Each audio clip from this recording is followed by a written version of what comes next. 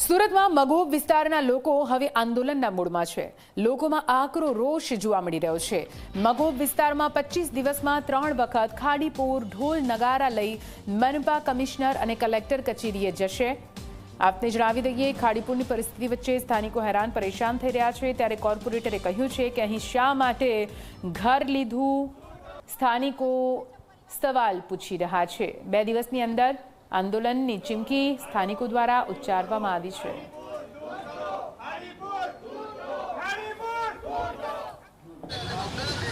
એ તો હવે જો એ લોકો તો એમની કરશે, એમને જે ચમકવું છે એમને ચમકશે। તમે અંદરથી તમે મજબૂત કામ કરો ને તો જનતા તમને વોટ આપે ને, તમારે માંગવાની પણ જરૂર નહીં પડે।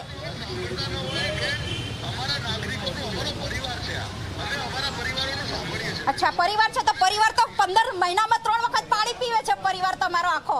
આઈને અહીંયા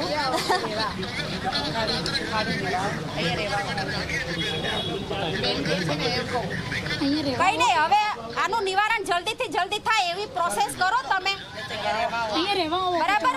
અમારે તો બીજી શું અરજી તમારે જોડે, અમે તો જનતા છીએ ભાઈ। અમે આજીજી કરીએ તમને કે કરો, થાય તો ઠીક છે, નકર પછી રહીશો તો હેરાન તો થવાના જ છે ભાઈ। ચાલો, જય માતાજી। સિંધુ નદીના પાણી પાકિસ્તાનમાં જતા અટકી શકે તો સુરતના મગોબ વિસ્તારમાં જે ખાડીપુરના પાણી શા માટે ન અટકી શકે તેવા વેધક પ્રશ્નો જે મહિલાઓ છે તે મહિલાઓ ઉપાડી રહી છે। આપ જોઈ શકો છો વિવિધ બેનરો સાથે જે મહિલાઓ છે તે મહિલાઓ અહીંયા આવી છે। બેન, વેધક સવાલ કોર્પોરેટર સાથે પણ, કોર્પોરેટરે શું કીધું? કોર્પોરેટર તો શું કહેવાના, એ તો એમ કે છે કે અમે થતી પ્રોસેસ કરીએ છીએ। હવે આગળનું તો કાંઈ અમને ખબર નથી જનતાને કે શું થાય છે શું નથી થતું। એ અમને કહે છે કે અમે કરીએ છીએ કાર્ય, અને પાણી તો અહીંયા પહેલાં પણ આવતું હતું, પણ હવે જનતા રહે છે એટલે થોડું વધારે ખબર પડે છે। બસ આટલું કીધું એમણે, આજીજી કરી એમને, તો એમ તો પ્રેમથી વાત કરી, કંઈ મારા સામે આક્રોશ પણ નથી કર્યો। બસ આટલું એમને કીધું કે ભાઈ હવે પાણીનું તો અમે કરતા રહીએ છીએ, આગળ જે તમે કાર્ય કીધું એ અમે કરતા રહીએ, અમે વાત બરાબર છે। બીજું તો હવે શું કરવાના, આપણે કંઈ જનતા તો કંઈ સામે પડવાની નથી ભાઈ। હવે કઈ રીતે લડત ચલાવશો? હવે લડત તો બસ આ થતી જનતાને થતી કોશિશ કરશે, હવે જેટલું પોકે એટલું ખરું, પછી ભગવાનની મરજી છે અને જનતાની। ખાડીપુર તો એમ કે છે કે કુદરતી વધારે વરસાદ હતો એટલે આવ્યું। મેં કીધું એમ તો નહીં, આ તો દર સાલનું થઈ ગયું ને, આ તો અમારે તો દર સાલનું થઈ ગયું છે। દર ચોમાસામાં અમારે પાણી આવે છે, ભલે ઓટલા પરે આવે છે પણ આવીને જાય છે। ઘરમાં નહીં આવતું હોય, કોઈક વખત ઘરમાં પણ આવી જાય છે, અને ઘણી વખત ઓટલા પરથી પણ જતું રહે છે, પણ આવે છે એની ટાઈમ, દર ચોમાસામાં આવે છે। હવે આનું કારણ શું, રીઝન શું, જનતાને નથી ખબર, એ લોકોને ખબર, જે થશે એ ખરું। હવે તાર બીજું કોર્પોરેટર જવાબ નથી આપતા, આપ શું કહેશો? કોર્પોરેટર તો અત્યારે એવું જ આપને જવાબ આપે કે આનું નિવારણ ચાલે છે, આગળ અમે વાતો કરીએ છીએ, આના માટે પ્રોસેસો ચાલુ છે। બસ દર વખતે અમને આવો જ જવાબ આવે છે। આ વખત તો એવું જાણવા મળેલું કે આ વખતે તો ખાડીપુર નહીં આવે, પણ આ વખતે તો એનાથી ઊંધું થઈ ગયું। આવ્યું 15 દિવસની અંદર 3 વખત આવ્યું, એક પણ નહીં પણ 3 વખત આવ્યું। આજે હવે અમારે એમ થાય છે કે હવે અમારે 4 મહિના કરવું શું, અત્યારે વાર તહેવારો આવે છે તો અમારે 4 મહિના બસ સામાન ચડાવો ઉતારો, બસ એ જ કામ કરવાનું છે। આજે અમારા ઘરની અંદર અમારે બેસવા માટે જગ્યા નથી, કે કોઈ આવે તો અમારે કોઈને એમ થાય કે આજે અમારી એક મજાક બની ગઈ છે માધવબાગની, કારણ કે એટલું બધું અમારી પર આજે મજાક બનાવી દીધી છે। નથી, અમારા છોકરાઓ આજે કોલેજોમાં છે, સ્કૂલોમાં છે, અમે એક મીડિયમ વર્ગના માણસો છે।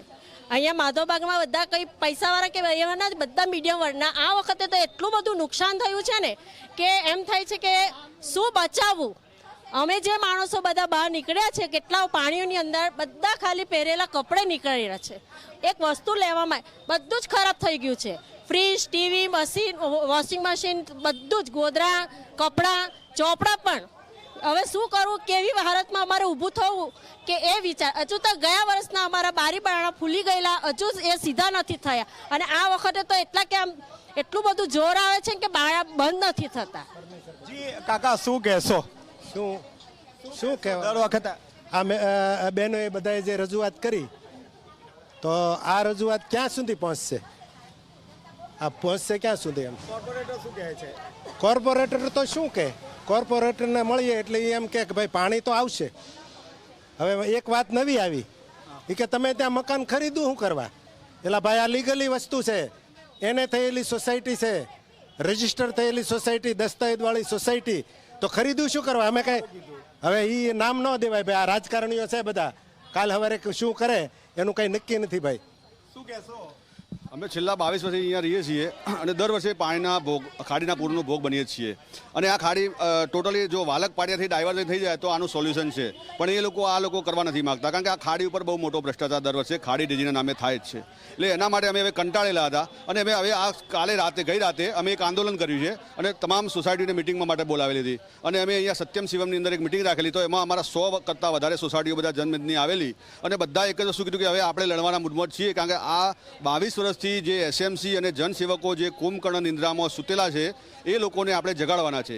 એટલે અમે ઢોલ નગારા લઈ અને આ 2 દિવસની અંદર અમે કમસે કમ 500 થી 1000 બાઇકો સાથે અમે કલેક્ટરશ્રી, કમિશનરશ્રી અને મેયરશ્રીને આવેદનપત્ર આપવાના છીએ અને એમને આવેદનપત્ર આપીશું. પછી એના પછી જો એ કોઈ નિર્ણય નહીં આવે તો એના પછી અમે એસએમસી લિંબાયત ઝોન ઓફિસે અમારી એનો અમે ઘેરાવ કરીશું. એના પછી નહીં આવે તો અમે રોડ રોકો, રસ્તા રોકો આંદોલન કરીશું અને ત્યાં પણ નહીં આવે તો અમે છેક ગાંધીનગર અને દિલ્હી જવા માટે પણ તૈયાર છીએ.